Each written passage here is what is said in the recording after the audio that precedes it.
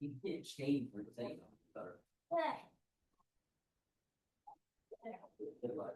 Already found out. Oh my God. Anybody ever walked the Beltline or part of the Beltline before? Nope. No, it's a great place to go walking. And if you're paying attention, you might actually see some of the changes in elevation. Much of it has been bulldozed over and leveled and whatever else, but there are still some areas where you can see little hills and valleys that don't look like they belong for any reason, and that's why they're there, because they were dug for soldiers to hide in. So it's high on one side, low on the other, high on the side facing out of the city, and nice big low in the middle. Very cool.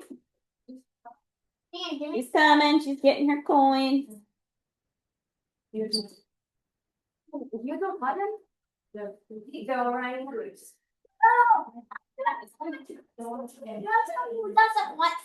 Okay, bye. See you next week. Okay, let's see.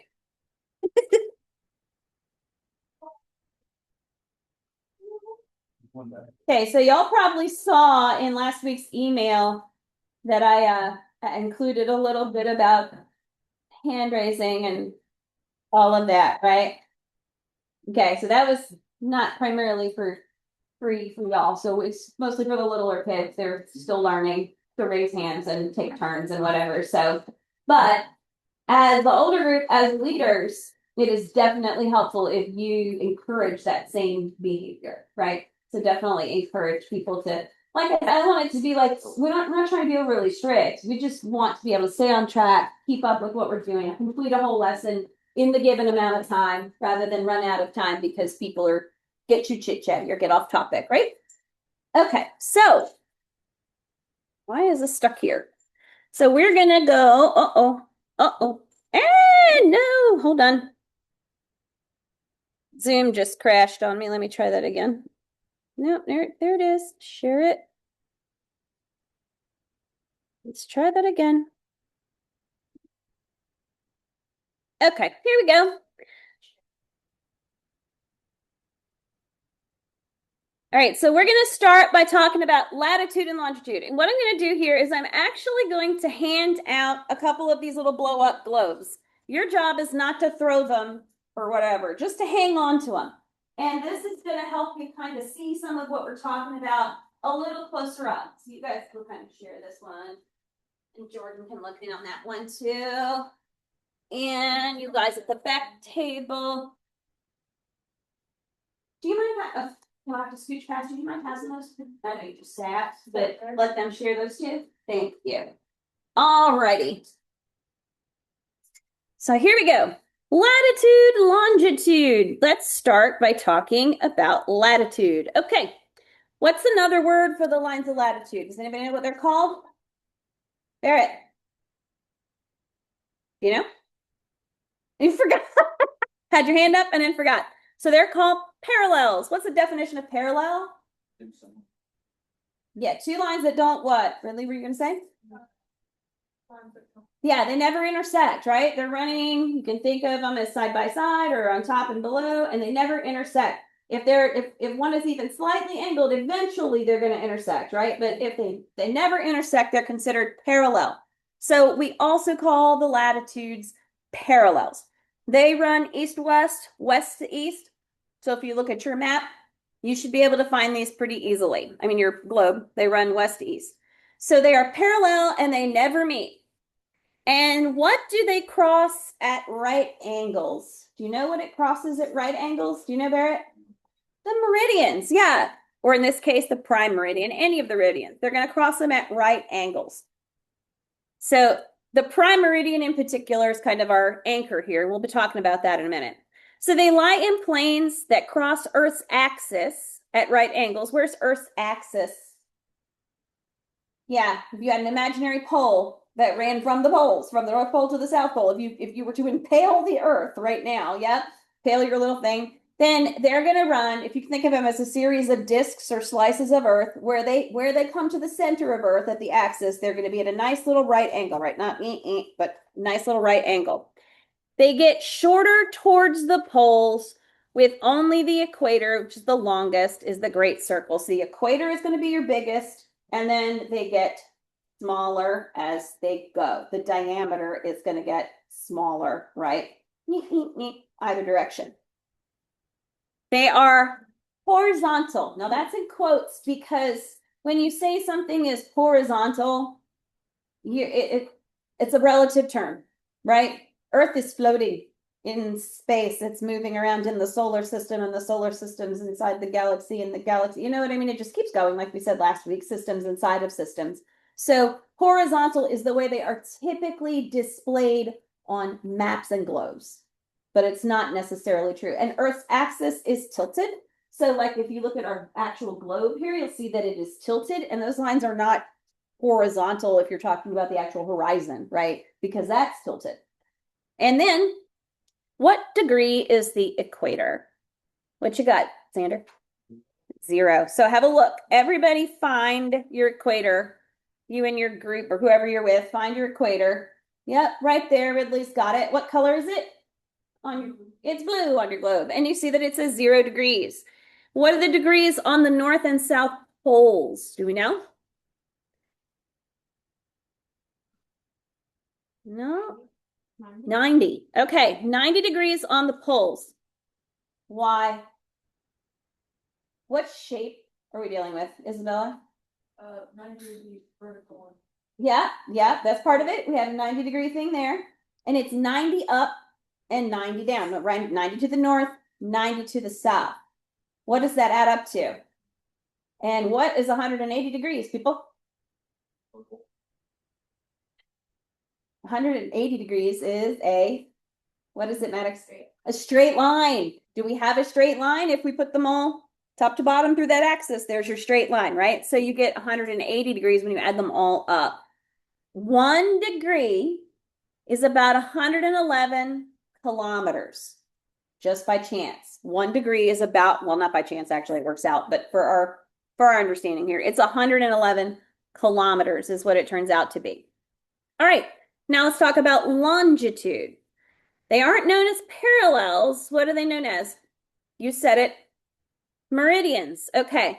And they run north-south, south-north. And they measure the distance east or west of the prime meridian. Okay, find your prime meridian. Anybody know roughly where it is? You know where it is? Where is it, Maddox? Somewhere, like, did they choose it's gonna be like somewhere Greenland to England? You're right on one of them. Which one is he right on? England. Goes through Greenwich. Yeah, Greenwich, England. Why in the world do we have this line that marks where we start our counting of our meridians in Greenwich, England? Why? Because early British made almost all of them. Yeah, basically because who owned the world back at the time when we were deciding to standardize our mapping? Who owned most of the planet? The British Empire. What was the saying about the British Empire and the sun? Sun never set on the British Empire because they had all this land. Because they had all this land, they also had the biggest trade and commerce influence. And because of that, they get to decide. And they said, we're going to pick this town right here. And there's an observatory in Greenwich you can go to. And the line, the meridian, the prime meridian is right there on the floor. Like they've actually put it there so you can go if you care to do so, right? All right, the farthest apart, these are the farthest apart where? And then they're going to meet at the poles. So our meridians are going to be farthest apart at what point on the globe? What you got, Isabella? Yeah, equator, right? And then they're going to meet at the poles. They cross the equator at right angles. If you look at your globe, you'll see that's pretty much a right angle where each of those meridians crosses the equator. And they lie in planes that pass through Earth's axis. They are equal in length. Are the latitudes, the parallels equal in length? No, because they go this way and they get smaller. These guys are equal in length because they just keep wrapping around the globe, right? They're equal in length and they're halves of great circles because if you go from North Pole to South Pole and then just follow the same way around, right, you're going to have a circle. So they're halves of circles. What degree, we say vertical for the same reason we said horizontal before. What degree is the prime meridian? Who can find it? What you got, Xander? Gonna be 0. Go. I'm clicking you. Thank you. 0 degrees. All meridians are going to converge where? Where do they all come together? Where, Ridley? At the poles. Very good. And these are semicircles or ellipses. Okay, so whereas your parallels are almost like you took cookie cutters of different sizes and made cookies, and you had smaller cookies to bigger cookies and bigger cookies to smaller cookies, and you could stack up a little round sphere, right? These guys aren't circles like that. They're shaped like this, right? Because they're right angles at the equator, but then they converge at the poles. So they kind of come down and make this sort of ellipse-like shaped. And 1 degree varies from 111 kilometers to 0 kilometers. Why do they vary? Why, Barrett? If the distance between gets smaller as they get toward the pole. Right, the distance between them gets smaller as they go towards the pole. So look at your little blow-up globe, and you can actually see that as you get closer to the poles, the distance between your meridians is going to shrink, shrink, shrink, and it's going to be 0 where? At the pole, and it's going to be 111 where, guys? At the equator, right? Okay, good. You got it. So here is how we remember. This is our trick. We visualize a ladder. Longitude are the long parts or the poles, the long longitude parts of the poles that run up and down to make the sides of a ladder. And latitude are the rungs or the steps that make the 2 poles into a ladder. Otherwise, they're just poles. So longitude and latitude, it will help you remember which is which, because they both start with L. That's not very helpful, right? Longitude, latitude. Your latitudes are the steps.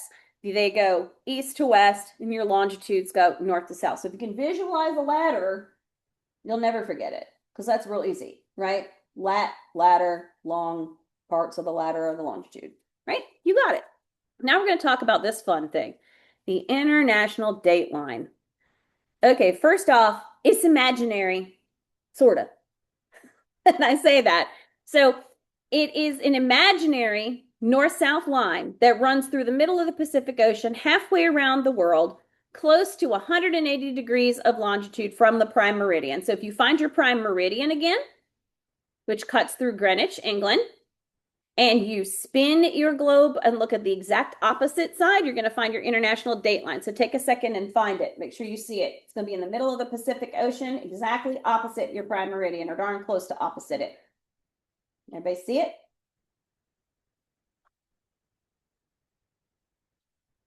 Yeah, see roughly where it is? Now, it has no force in international law. This is why it's imaginary, right? It's a line of convenience. Any day has to start somewhere. We have to decide where Tuesday started, all right? And it has to end somewhere. We have to decide where it ends and Wednesday starts. And it's not recognized as a legal entity. It has no international status, was not defined at the 1884 Prime Meridian Conference in Washington, D.C., which was a great opportunity, or any other treaty according to the website of the Royal Observatory in Greenwich. It's just kind of loosey-goosey there. And the reason it's loosey-goosey there is because we've moved it. We've moved it all over the place with time. It also zigzags. It's not straight. The reason it zigzags is because most of it's water, but not all of it. Imagine for a second that we live in Tuesday, but my neighbor right there lives in Wednesday. How would it work if I was trying to do trade or commerce with my neighbor? That would be madness.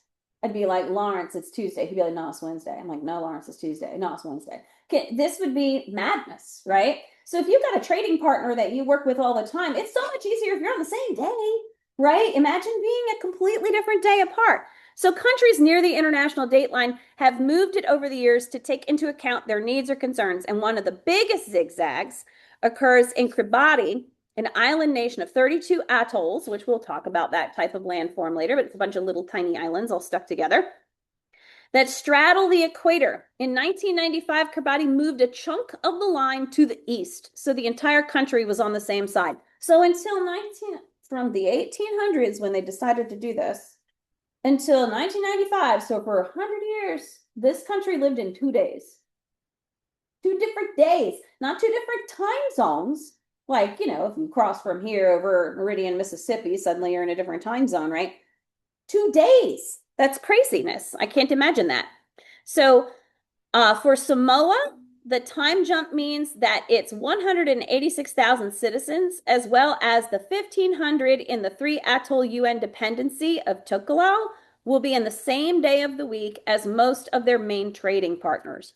Big, huge, bigly helpful, right? Perhaps more importantly, they will now be the first in the world to ring in the new year rather than the last. Yay for them. They get to do that.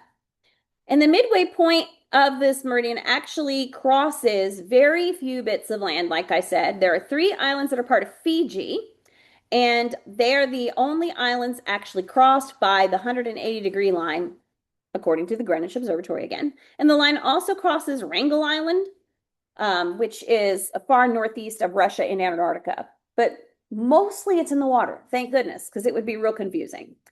It addresses the phenomenon of gaining or losing a day noticed by Ferdinand Magellan, Portuguese traveler who circumvented the globe, right? His crew returned from their 16th century westward circumnavigation and discovered that one day had somehow been lost. That must have been confusing. So now we have a problem. We've solved that problem.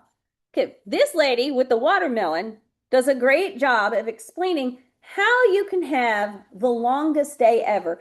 Some of us feel like we have had the longest day ever. I know I have had some where I've been like, that was the longest day ever. This is the actual longest day ever that you could experience. Oh, yeah. Drive west. You just drive. That helps. Yeah. Like when you fly west. Yeah. It's a long day. I flew west once right at sunset, and I kept with the sunset for almost the entire trip. It was maddening. Yeah. Yeah. This would not be hard to do. So I'm sure people have done it. I've literally had the longest day ever. Hello, that's stressed. Maddie, a really long day. Maddie, hello, hello. Sorry, what are you saying? Watermelon? No, thank you. I don't want a watermelon. I was just saying that I had to get up at 3 a.m. to call my boss in LA. That bit and do. I'm sorry, what? Me, Samoa. And Tonga are basically a time traveler. Can you explain? Sure. So we've all had days that feel like the longest day ever, but that got me thinking, how could I literally have the longest day ever? What would I have to do? And then that got me onto the very confusing subject of global time zones, the international date line, and time travel. Imagine this watermelon is our planet. It's a rough rotating sphere, and it rotates an entire 360 degrees in 24 hours, which is the time it takes from sunrise to sunrise.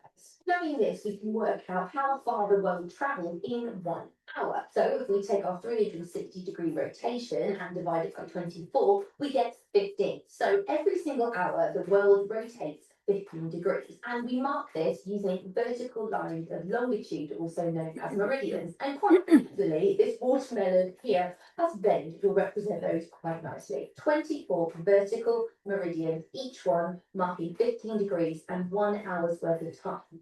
It's all very well having 24 1-hour zones on our planet, but we need them to start somewhere. And this is where the Greenwich Meridian comes in. It marks 0 degrees, the point where time starts, and it runs through Greenwich, London.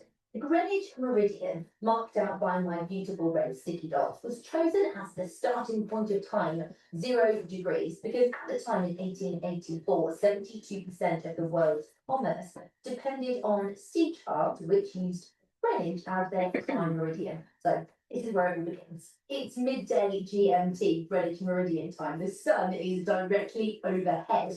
However, it was midday 1 hour previously, +1, that's to the east of our line. So if I just rotate backwards 15 degrees, we can see here, we find midday on +1. I then rotate to the east 15 degrees and continue to our -1 line, we find it's not midday till 1 hour later. And this is why we have plus lines of longitude and minus lines of longitude as the Earth continues to rotate in an easterly direction.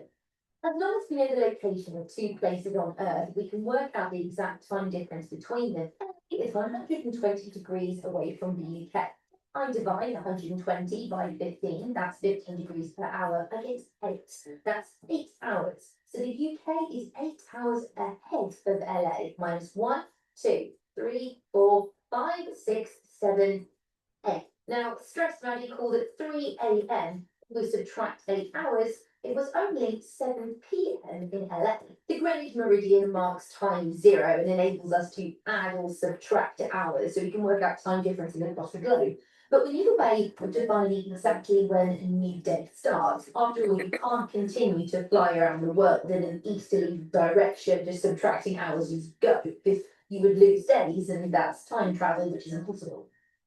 Yet, as there are 24 hours in a day, it makes sense for a day to start 12 hours or 180 degrees away from the meridian line. So if I subtract 12 hours, we find ourselves at the international dateline. Now, here we have from 12 p.m. till 12 midnight on a Monday. The moment we cross over, we find ourselves at 1 a.m. on our Tuesday. Tuesday then starts to grow, slowly eating up Monday as the Earth rotates, until eventually we get to Tuesday, 12 p.m. Now, there's only so much I can show you with a watermelon, so I'll get some video with better graphics down in the Gadooboo. So the date immediately to the left-hand side of the international dateline will always be 1 day ahead of the date immediately to the right-hand side of the international dateline. In fact, if you were to go to the North Pole, you could walk around in circles, crossing from day to day. Conveniently, the international dateline largely lies in the Pacific Ocean. However, you can see it's not quite straight,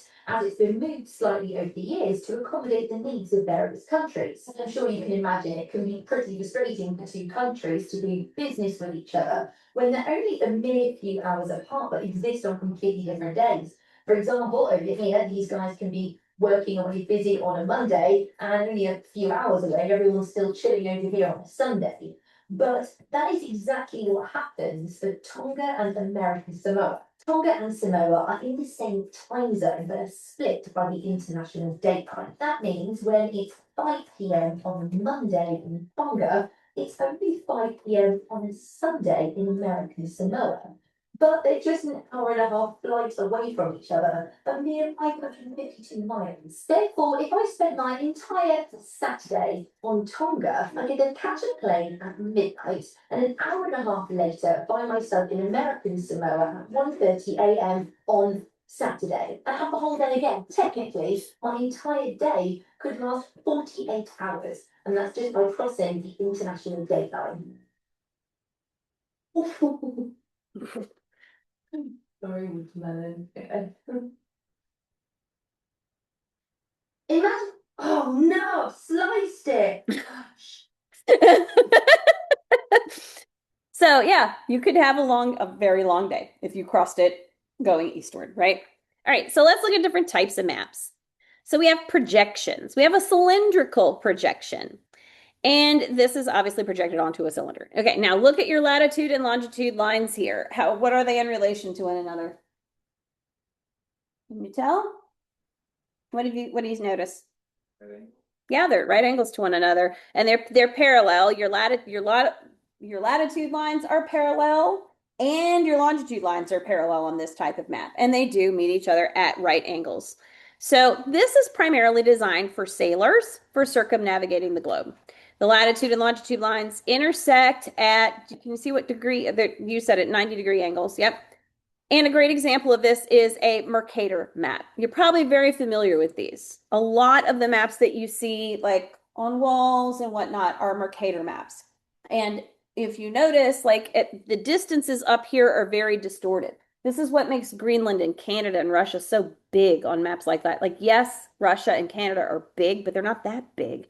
It's just that normally when you put those meridians together, the space between them might be like this, but if you're going to make it parallel, now the space between them is like that, so you've stretched out and distorted that landmass. Then there are conic ones like this, and they put a cone over a globe and they project it. And if you notice, like in this case, your parallels are no longer parallel, right? Your latitude lines are in arcs. The distances between the regions and their areas are distorted at the poles, but they're good for mapping regions that are primarily east-west, like the United States. We're primarily east-west country. We're longer from east to west than we are from north to south. So they're good for that kind of mapping. Anybody know this example? So this example would be like a Lambert conformal conic map is a good example of one of these that you'd see. Meridians are equally spaced, straight lines converging in a common point, but not parallel, but equally spaced, right? And the parallels are curved arcs. You can see that they are curved arcs in this case. And pilots use these because a straight line drawn on these Lambert maps projection approximates a great circle route between endpoints for typical flight distances. If you look at the little map, if you're ever on like a Delta flight or whatever, and you have a little, the little screen and you can do the follow my flight, your flight never goes like this. It always is in an arc, right? Because you're actually following the shape of the Earth. The Earth is a sphere. You're not ever going straight from point A to point B. There's always an arc. That's why, because this is more accurate. You can see in this case, it would look a little straighter because that's arced instead of the map being more like a Mercator style map. So then you've got planar maps. And in this case, they project it onto a plane and it shows distances and directions accurately from the center point. But the further you get from the center point, the more distorted it is. Like, looky there, that North Pole is pretty proportional, but the further you get away for it, my goodness, that's getting really out of whack, right? So they're good if you're working in this area. They're not good if you're working out here. So they're stereographic, and you have these gnomic ones, which is an azimuthal projection, which displays all great circles as straight lines, resulting in any straight line segment on a gnomic map, showing a geodesic. So basically circles, circles, circles, circles, right? Then you get this guy. This guy is probably familiar to you. I don't know if you've seen this one before. Have you seen this one before? So these are oval maps. And in this case, their parallels are straight parallel lines. See that? Parallels are straight. But they've cut through some of the meridians and then bent them in weird directions down here. So that map this one at the bottom, this very strange looking map, is actually pretty good at showing very little distortion. But you have to imagine that if you're sailing from here to here, that no distance is covered in here. You just kind of sort of teleport from one side to the next, right? So this is far less distorted, but it's not very pleasing to look at, is it? It's kind of weird because there's big gaps in it and you have to kind of imagine teleporting yourself from one place to another. Then we have topographic. I love these. So these are the ones that show elevation. Yeah. Oh, it's not? Oh, hang on. I know how to do that. Thank you for telling me. It should, whoops. Hold on. Come on. It's being silly. Now it won't. Now it's going to be dumb. Wait a minute. Boom. Go, go. Oh, goodness. Now it's going to be silly. Hold on here. Why is it doing that to me? Oh no, see, I tried to fix something and I mean, it's really bad on my end. Y'all can see something I can't see. Hold on here. Let me look. Let me take it off share for just a second. Okay, good. Yeah, Xander, that's your fault. I'm blaming you. Hold on one second. Doop. They've got stupid on me. 1 second, 1 second. I can get to it fast. It's just being silly. And 2, and this one. Open it back up. All right. Now let's go back to this guy here and let's share this again. And let's pop this up. There we go. And then I got to go in here and take that open. No. Why? Oh my gosh. All right, we're gonna pretend that it we're gonna pretend that it was doing that, wasn't doing that, and I'm just gonna let me take it off share again. All right, what do you have now? Oh, Xander, I'm blaming you. It's your fault. Your fault. It's not really. Oh my, really?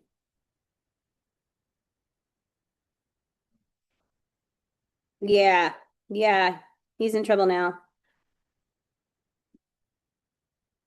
I'm just gonna point at the screen when I'm trying to show you something. Oh, stop. What in the world? Why oh gosh. Sorry, sorry, sorry, sorry, sorry. Okay. Let me go back to because I'm afraid to touch anything else. So I'm just gonna go this way. And we are on projections, projections, topographic. There we are. Okay, we just pretend that didn't happen. 'Cause it was being really silly. All right, so topographic maps show the changes in elevation with what kind of line? What did you say? For contour. Yes, they're contour lines. Very good. It's a type of geologic map. The contour lines never cross. So they're basically irregular loops. Sometimes you'll see it say like irregular circles, but if you're going to be specific about the definition of a circle, it's not really a circle. It's a loop, right? It's a connected loop, and they never cross each other. So the lines indicating elevation should never intersect on a topographic map because each line represents a different elevation. So it's impossible to have two elevations at the same location. So it measures steepness. Where are the steepest parts of a topographic map? What do the lines show, Isabella? When they're closest together. Yes, the closer the contour lines are together, the steeper the slope of the hill. If spacing between the lines stays the same, then the slope is constant. If the distance between them changes, the slope changes. So you can tell where streams go on topographic maps because when contour lines cross valleys, they form a V shape. The V always points uphill. So you can use this to determine which way water is going to flow. So I see at least 2, 3 obvious places where there are going to be streams on this map. Do you see them? So one of them is going to be over here coming down into Aldridge Cove. See how it's shaped like that? So that's the higher point that's coming down. And then you see it kind of goes like that right there. So you've probably got 2 streams coming down there that sort of converge right there in the bottom where it says Thompson's Cove and empties out that way. Contour lines form irregular loops, that's what we're saying, and do not end at any random point. Every contour line can be followed around back to where it started. The only time that's a problem is when it goes off the borders of your map. You can see some of those lines go right outside the border of the map, but others you can follow along the way, right? And concentric circles or concentric loops, right? A depression or a hollow where elevation drops is surrounded by higher terrain will be marked by a closed irregular contour with hash marks sometimes, and the markings point inward from the edge and indicate the area inside is lower. Do you see a high point on the map? Any obvious high points? How would you identify the high point? What's it going to look like, Maddox? Most color. Well, that's definitely the steepest points where you see the most color. How do we know where the highest point is? What do you think? Where the lines like stop getting as big, like the smaller the The lines. smaller the loop. Do we see anyone? Yep. A lot of the time there'll be higher elevations flow from the outside of the area. Do you see the little circle that's just kind of right in that little oval by itself? That's that elevation right there, which says 144. That's a high point. That's a peak right there. And then it's going to come down from there, right? So you can see the higher points there. So the elevation between contour lines is never higher than the value of the higher contour line. So for example, between a contour line marking 500 feet and another marking 600 feet, there could not be a point where the elevation is 650 feet without an additional line. So it's a constant moving between the lines. And generally they pick a value. So if you look down in here, you've got like 54, 53, 63, 55. So that tells you that it's pretty granular from 53 to 54. If that's feet, yards, I don't know what they're measuring in, but that's pretty granular. But this goes from all the way down there at the bottom. So it's a tiny little island in that Thompson's Cove. It says 2. That's probably 2 meters maybe, or something to that effect. And then if you look at that high one, like I pointed out, that very high peak up there, that says 144. So much bigger number, it gets higher as it goes. Now, this is a geologic map of where, everyone? Yay, thank you. We recognize our state. So a geologic map is going to show your distributions of rock types, soil types, things like that. Distribution of materials at or near the Earth's surface. It shows rock units, mappable sediments, things like that that can be useful for geologists, mining, all that sort of thing. Obviously, if you're building on the land, it's helpful to know what's beneath it, right? Now, we also have bathymetric. What are these for? Barrett? Underwater mapping. Ever been in a boat? And it's telling you how deep the water is below you. They look sonar and it tells you how deep the water is below you. You can think of this like a topographic map of a mountain turned upside down, right? It's going down, showing you how deep the water is. And it's similar in that you can kind of see where it's almost like they're contour lines, right? But they're going the other way, showing you, this is showing you actually underwater. In this case, there's actually a little mountain underwater, which happens, right? So it's like a topographic map going down, but there's going to be little peaks and things. If you've ever gone over in Lanier, you'll find all kinds of weird things because, you know, there's still some treetops poking up in there that I think are what's grabbing the people that disappear into the water. That's my personal opinion. But yeah, Lanier's a little questionable. Why is Lanier so questionable about stuff like what's under? Yeah. Because there was Hang on, I was asking really sorry. Hang on, go ahead. It was a town. There was a town there. Yep, there was a town there. Were you going to add anything to that, Barrett? Or say, yeah, flooded it. they flooded a whole town. So while they did take out the big structures like the buildings and things like that, the trees and stuff were left.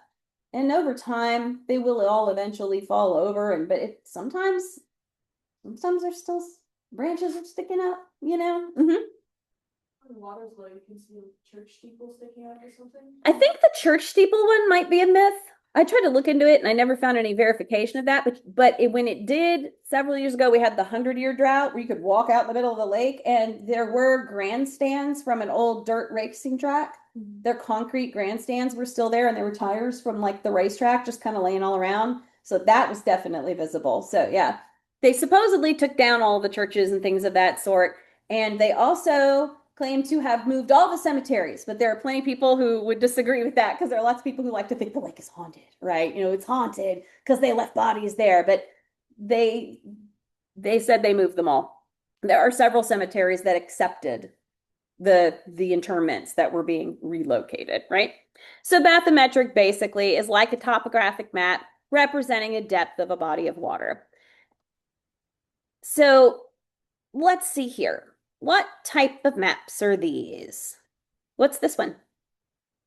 Yeah. Topographic, and it's got something else combined with it. It's got streets on it, right? You can see some road maps and stuff there. So, but it's also a Mercator. How do we know it's also a Mercator map? Do we see, here's a latitude, here's a latitude, here's a longitude, and they're at right angles to each other. So we're dealing with a Mercator map here. Ooh, that was wrong. It is a Mercator map as well, but it's also topographical. That was out of order. This one's a Mercator map, better example. Sorry, my animation's out of order, but this one's Mercator. You can see how clearly it's a Mercator, right? Because this is very much at right angles. And this one is your topographic, right? And it does have some street stuff on it. So it has additional stuff. And what's that one going to be? Got water, yeah? It's going to be your bathymetric one because it's got water, right? So this is actually the top of Lake Lanier where Chestatee comes in. So this one is topographic, but it also has latitude and longitude lines, and it also has street lines. This one has counties on it, so there's some political going on here with this Mercator, right? There's county markings. And this one you can see streets on here too, right? So most maps have some combination of data, right? They're combined with multiple things. So let's look at Georgia for a minute. Okay. This is, like we said, a geologic map. What is that? Do you notice a difference between this area and this area? What is it, Isabella? The fall line. Okay, this is the fall line. So this is something that's really kind of special about Georgia. Not every state's going to have this. This is about our geology here. So it's a geologic boundary, runs diagonally across the state from Columbus in the west to Augusta in the east. And it marks the transition between what we call our Piedmont region up here and our coastal plain, which is at a lower elevation and has a lot of sedimentary rock. So up here, not so much sedimentary. Down here, lots of sedimentary rock. So this is why it's important. It separates two major geographic regions. Do you see how it's like a completely different place?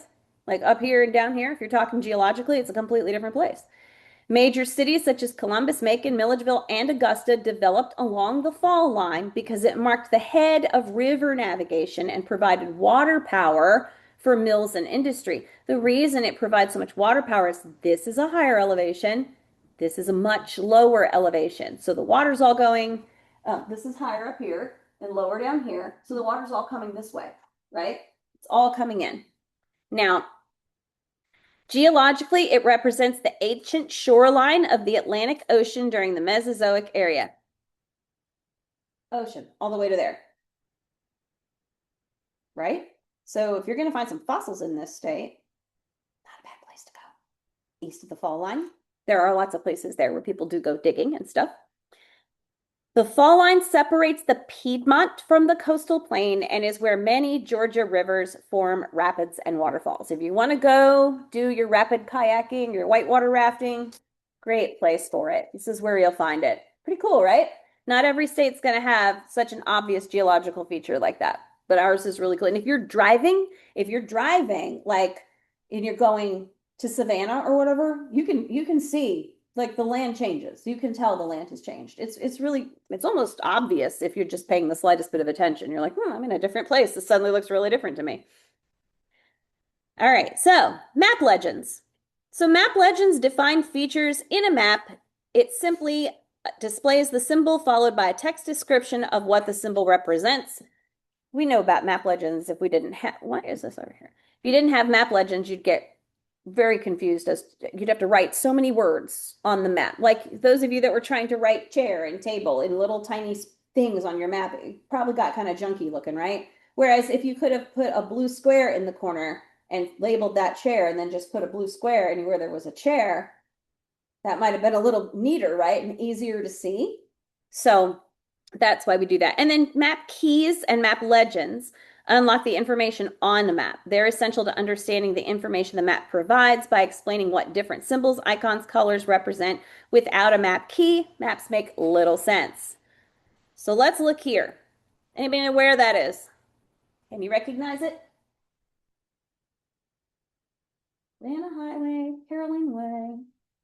Fowler Park. Anybody been to Fowler Park and Cumming before? Okay, good. Some of you are familiar with Fowler Park. Big recreational part in the Forsyth County. Right over there where it's white in that little, there's a fire training facility. Probably seen it if you're driving it out, right? Okay, so this is Fowler Park. So let's have a look. What number is next to the running track? So now you gotta look. Track and field. Does everybody see track and field in the legend? Yep. What's it say beside it? It says C and it's hot pink. All right. So what number is next to the running track? Do you see it?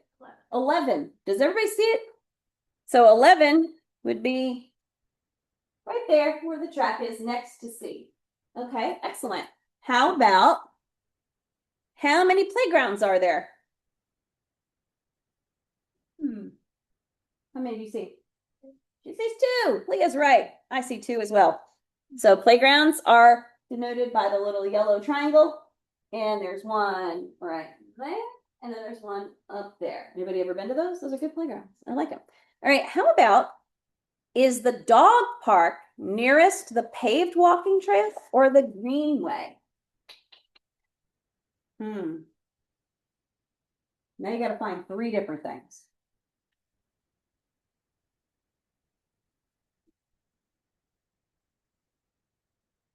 You got it? What do you think, Ridley? Paved walking trail. Where's the dog park? What letter is the dog park? H. It's the hot pink H. So you see it says dog park. There's the dog park. The yellow dots are the what? The Big Creek Greenway. Right here. And then the paved walking trail is what color? Orange. So it's right here. So the dog park is closest to the paved walking trail. Okay, cool. We figured that out. Now, how would you get from the administrative office to the maintenance facility? First, you got to find the administrative office, then you got to find the maintenance facility. What you think, Barrett? The paved walking trail? That could definitely get you there. Get you close. I'm not sure it would get you all the way to the facility, though. The maintenance facility. Because the maintenance facility is right here. Right? And the admin office is where? Up there where it says M? No. Oh, sorry, that's admin office. That's the maintenance facility. So if you were to go from the admin office to the maintenance facility, you can't quite get it. Doesn't quite touch, but what does? What is it? It's a white road there. Yeah, that's Caroline Way, right? So that would be the way you'd get on the road. You'd get on the road, Caroline Way, and you'd make your way there. It would probably be the best way because it would go past it. You can see there's a little parking lot there where you can probably hop in and stop. So map scales. Y'all did this today. You had to determine a scale for your map. A pace is what? Did most of you do like a block or something? What did you do? 1 block, 2 blocks on your graph paper? 2? Was it easier to use the graph paper than it would have been to just use a ruler and a piece of, yeah, that's why I put it out for you, because I don't hate you. Because that would have been wild. Everybody be sitting there going, oh no, I need 2 millimeters per pace or something. You'd have been there even longer than you were. So you can have it as a graphic scale, which explains it with symbols. So in this case, you can see this distance here is explained with symbols. You can have a verbal scale, which says like 1 centimeter equals 1 kilometer. Or you can have a representative fraction, which is 1 to 100,000. What's this mean? It could be. What do you think? Yeah, so that's a ratio. It'd be comparing 2 identical things, like 1 centimeter to is this many. What it's actually telling you is, oops, woo, that's fine. Finders keepers. It's actually saying like basically the map is 100,000 times smaller than the real thing.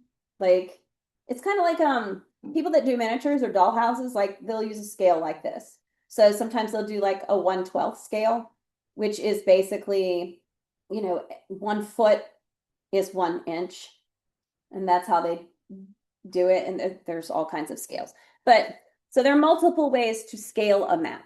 And obviously, if you're going to try to look at the entire Earth, you're going to have to squash everything in to a globe like that or a globe like the one you have, and you're not going to have any room for showing individual houses, right? But if you could zoom into that map, make your scale larger, then you're going to be able to see more things. So we'll talk a little bit about remote sensing because we've used this to do some mapping. Now, some of these, this is where I said your textbook is older than most of you. And some of the technology that's included in the textbook is not so much used anymore. So in that case, I mentioned the new stuff to you. So you can always just write a note in the margin of your paper or whatever, and this is the new stuff to you. So no need to go spending money on brand new books when all you have to do is update a thing now and then, right? So basically, you've got Landsat, right? And this is still, they still use this, right? So basically it reflects wavelengths. NASA uses it.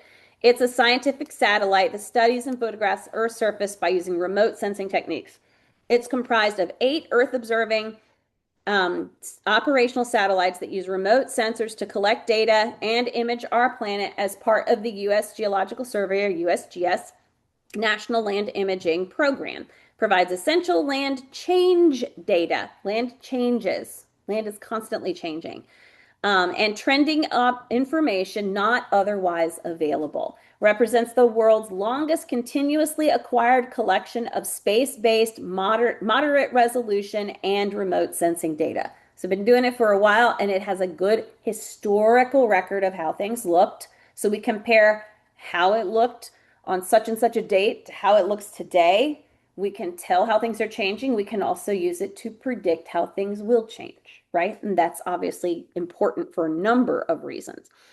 So then we had, and that started in 1972. So that's been around longer than I have been. So older than me. So old. Really old. If it's older than me, it's really old. Do we have Topex Poseidon? Does anybody know what year they started that? So they started that around 92, wrapped it up roughly around 2006. This one is for oceanography.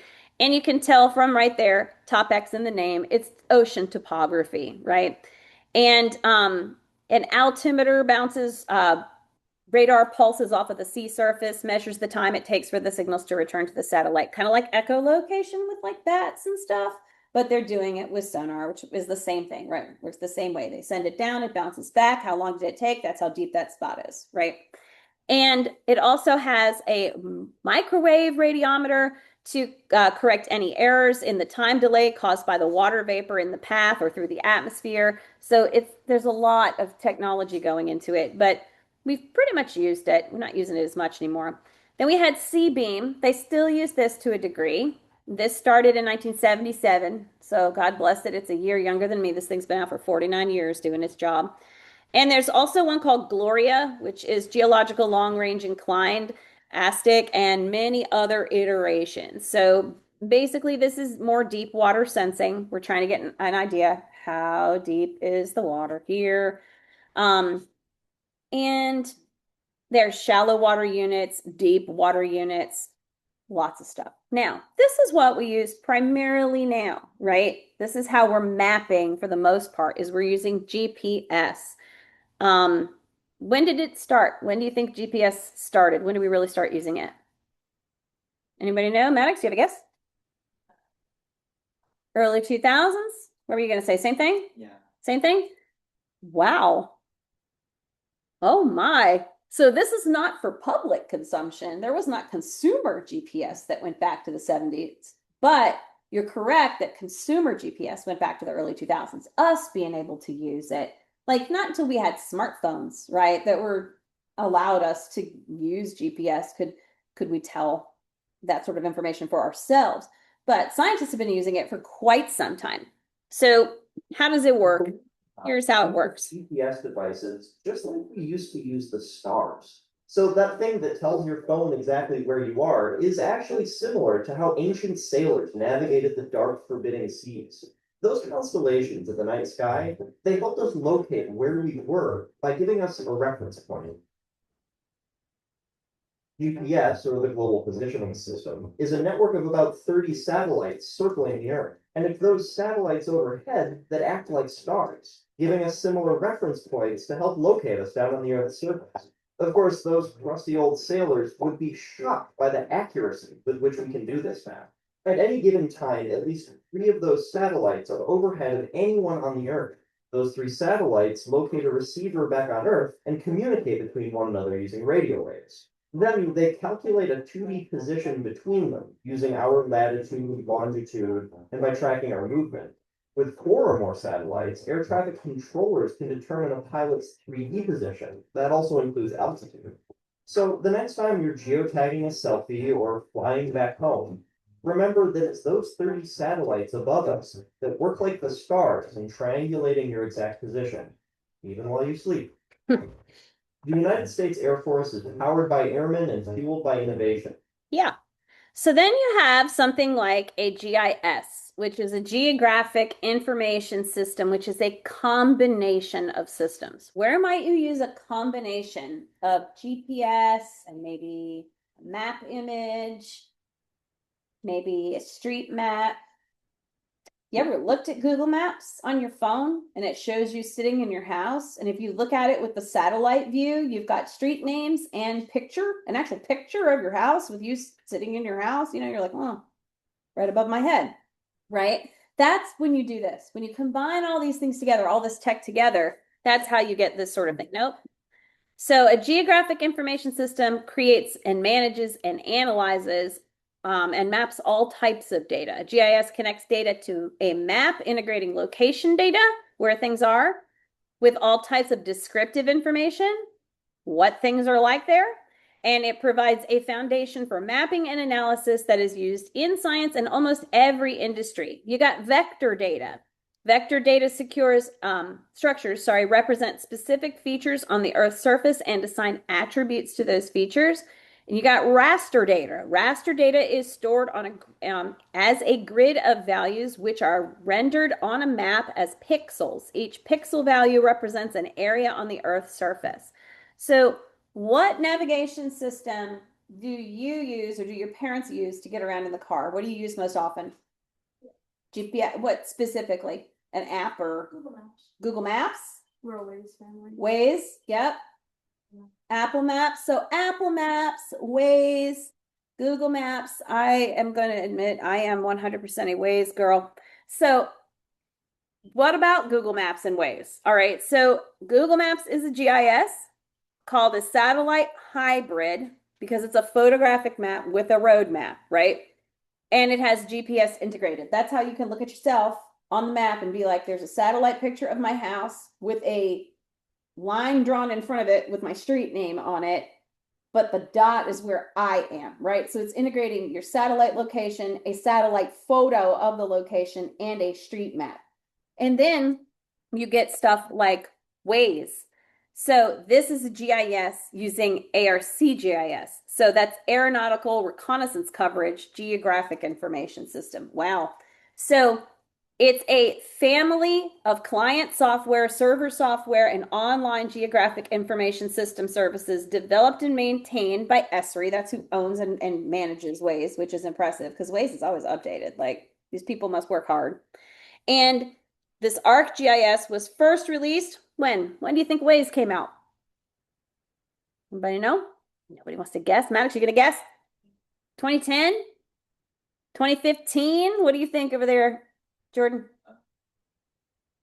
2005 or around that. 2005 around there? 99. But it, again, not accessible to us until later, right? And originally was released as an ArcInfo, a command line based GIS system for manipulating data.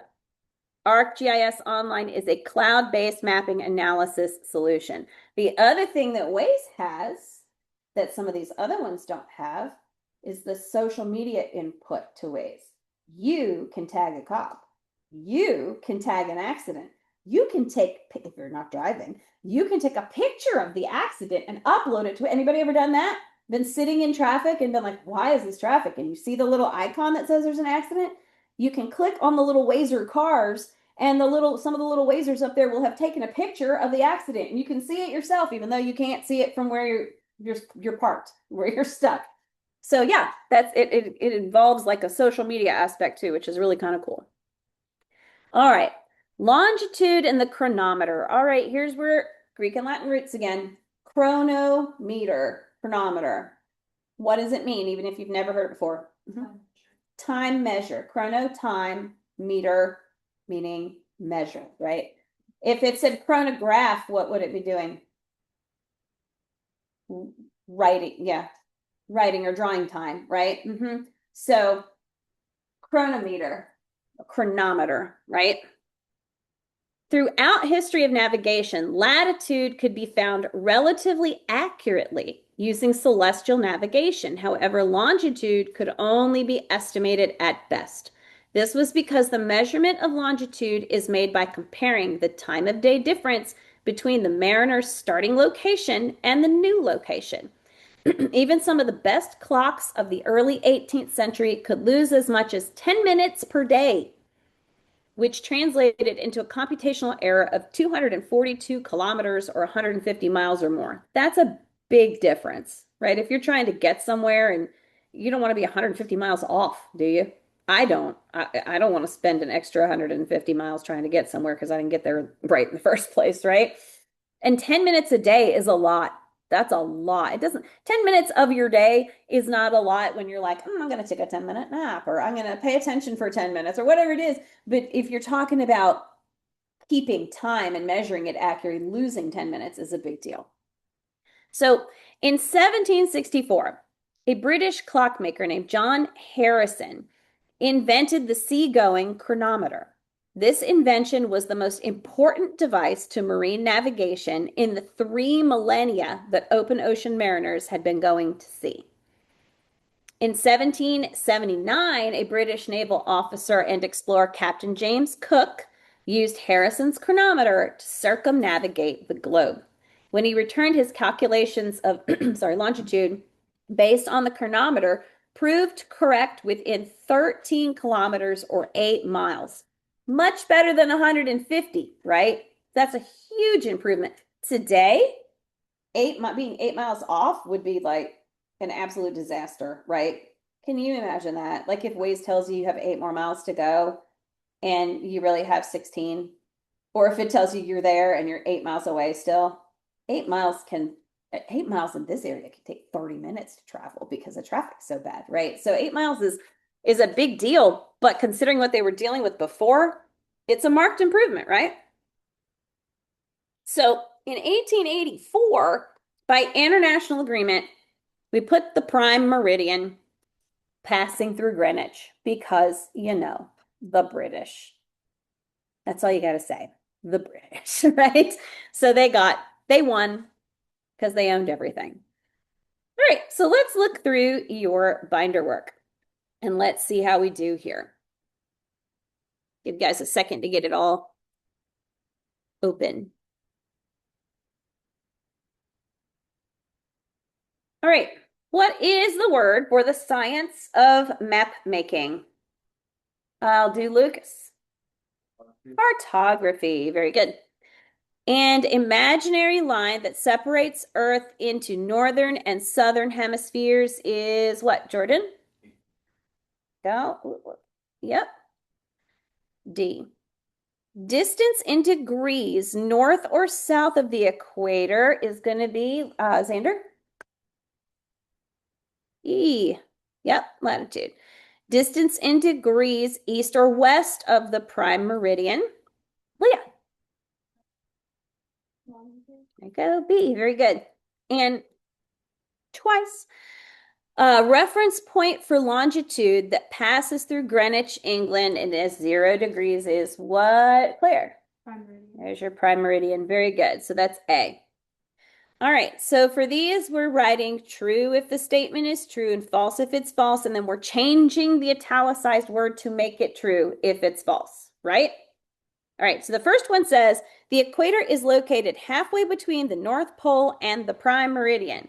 First off, everybody, is it true or false? It's false. And somebody tell me what word we need to change to. Isabella? South Pole. Very good. All right. Let's see. Lines of latitude run parallel to the equator. Is it true or false? Everybody. It is true. The equator is at 180 degrees latitude. True or false? False. And what needs to go there, everyone? 0. The South Pole is at 90 degrees longitude. True or false? False. It's latitude. Very good. 1 degree of latitude is equivalent to about 111 kilometers of Earth's surface. Is that true or false?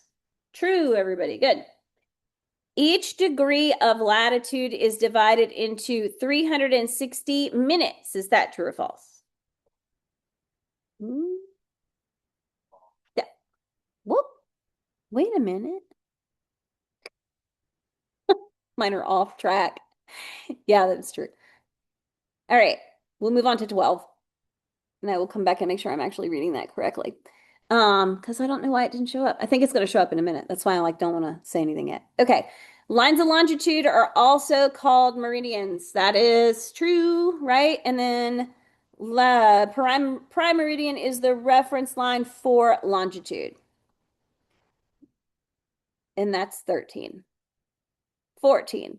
Points east of the prime meridian are located between 0 and 180 east longitude. That one's true. Now 15. Lines of longitude are semicircles that extend from the North Pole to the South Pole. True or false? True. Each degree of longitude corresponds to about 111 kilometers at the North Pole.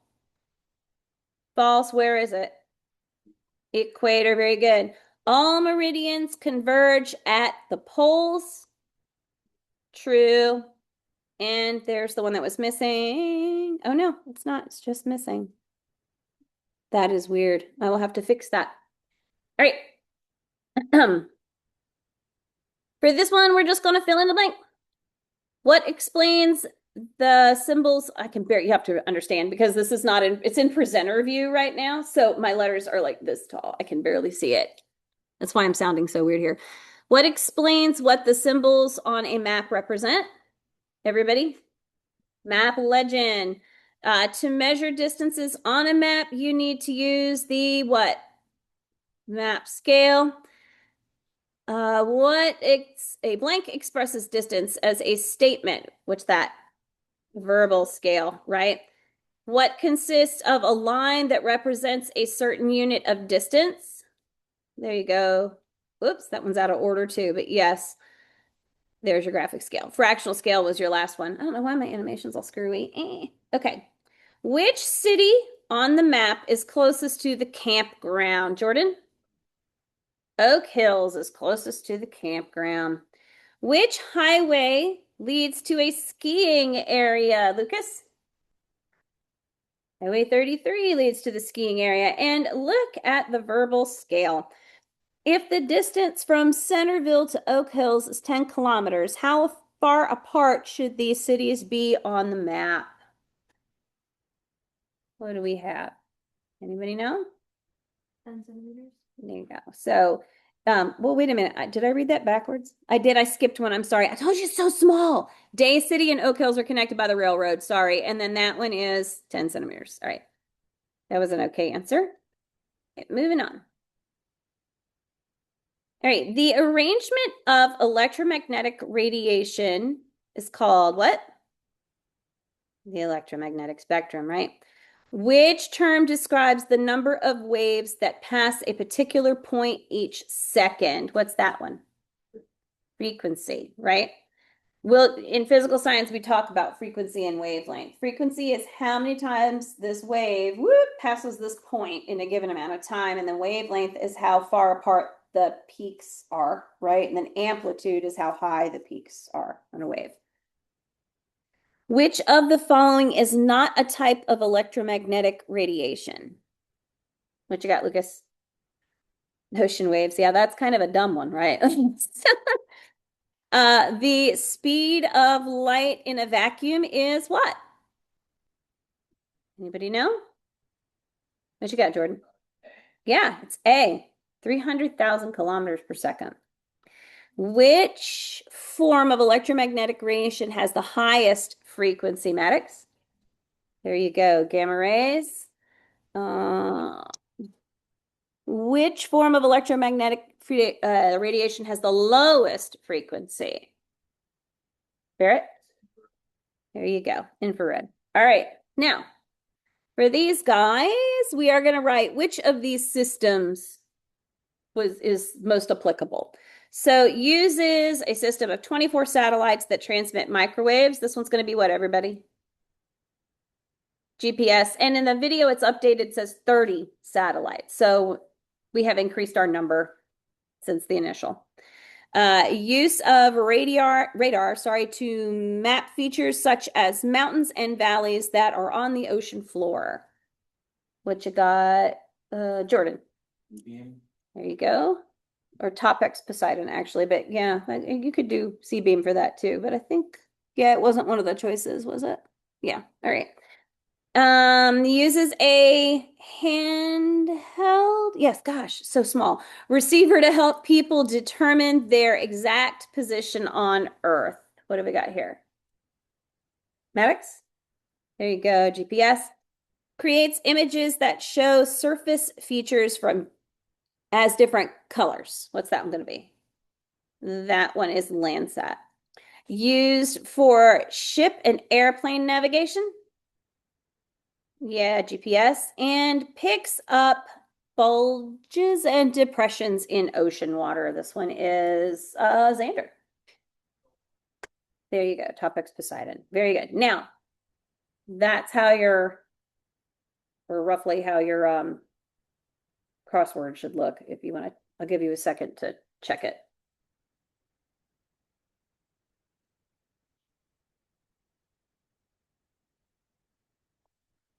Think some of the letters shifted a little on me, but most of them are roughly where they belong.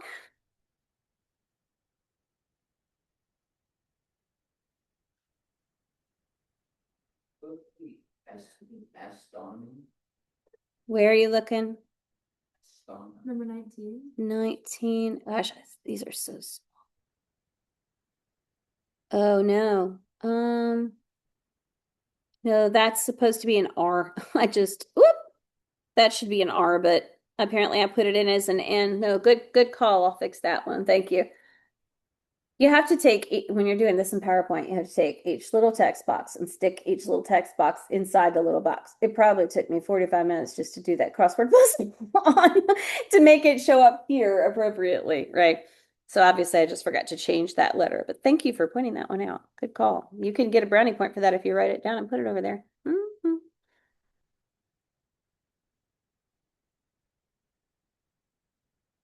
Yeah, write it down. Oh yeah, I have yours. Xander, these are yours, right?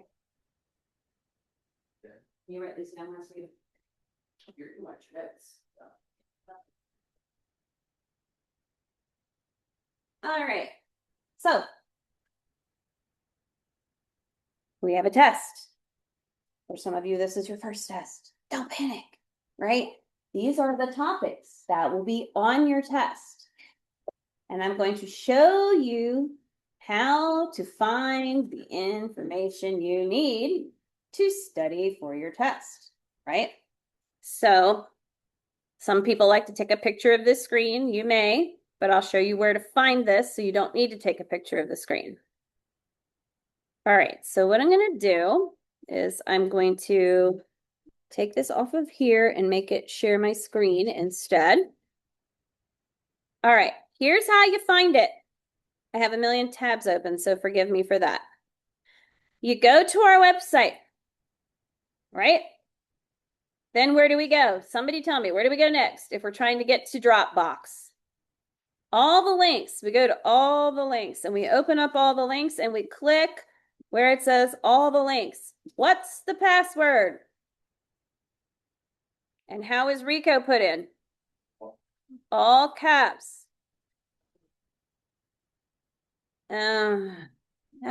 Geez, that's the one thing I wanted it to do. It's showing up over here.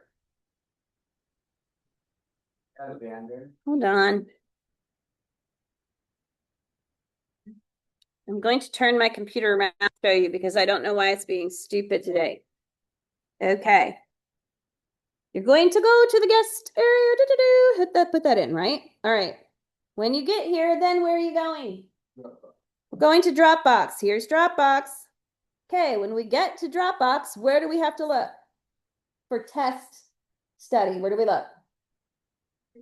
Resources. We go to resources. And in resources, you're going to find a couple things. It's not here yet, but they're going to be two different folders here when you get here. I'm showing you so you see it. There will be one that says external resources. And what's in the external resources? It's a whole list of all the videos and any websites that we use in class. It's all there, right? Then there'll be another folder that says unit test study topics. And in there will be one that says Unit 1. And you click on Unit 1, and it's going to have that picture that you just had with the little notebook with all of the topics in it. So you need to go over that, study that before you start your test. When you start your test, there's a timer, right? So if you decide to start your test and then come back after you go eat dinner, you're not going to be able to finish it. Yes. You can leave the assignment and come back and it either saves you time or resets it. Okay, yeah. Sometimes it'll reset it. Sometimes it won't, but most of the time I think it will do that. Yeah, but you have to pause it or something. You can't just leave it open. You have to exit the assignment and come back. If you leave it open, the timer's running, right? So you always do all your studying before you start the test, right? That's what we do. Okay. So for about 10 minutes, we're going to do our beach ball game one more time because you missed it last week, Barrett. We're going to tell HJ, who's going to end up watching this on her own. Catch you later, HJ. Everybody say bye, HJ, so she can hear you. She can't see you, but she can hear you. Okay. I'll close this. Bye, HJ.